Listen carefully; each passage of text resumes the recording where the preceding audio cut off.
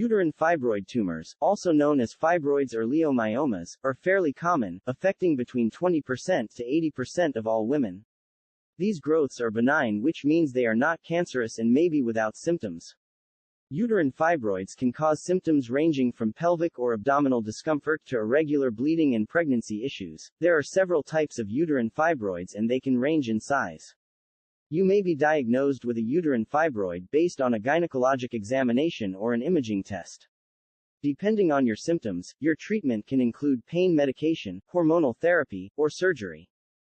What are the uterine fibroid symptoms you should know? Often, uterine fibroids do not cause any noticeable effects. However, you can experience bothersome symptoms intermittently. Many women notice a cyclical pattern, with worsening symptoms right before and during their periods. Yet, for some women, the symptoms are noticeable all the time. Common symptoms of uterine fibroids include metrorrhagia. This means bleeding when you aren't having your period. Painful periods. Menorrhagia. This means heavy or prolonged menstrual bleeding. Pelvic or abdominal pressure. Swelling or enlargement of the lower abdomen. Pain while having sex. Trouble urinating or a frequent urge to urinate small amounts. Back pain. Diarrhea or constipation. You can experience some or all of these effects. They can range in severity from mild to severe and disabling. Uterine fibroids can cause health complications, and women can experience these issues even without having any of the noticeable symptoms associated with these growths. If you are diagnosed with a uterine fibroid, your doctor will be careful to watch for these issues. And, your doctor may check you for fibroids if you are having trouble getting pregnant. Issues that may develop due to uterine fibroid tumors include reproductive problems like infertility. Complications during pregnancy, such as miscarriage and preterm labor. The need to have a cesarean section. Uterine fibroid tumors are overgrowths of smooth muscle tissue. The uterine lining contains muscle so that the uterus can stretch during pregnancy and contract during delivery.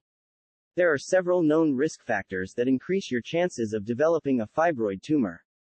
However, these tumors are common and you can develop one without any risk factors, and you also might not develop one even if you have risk factors.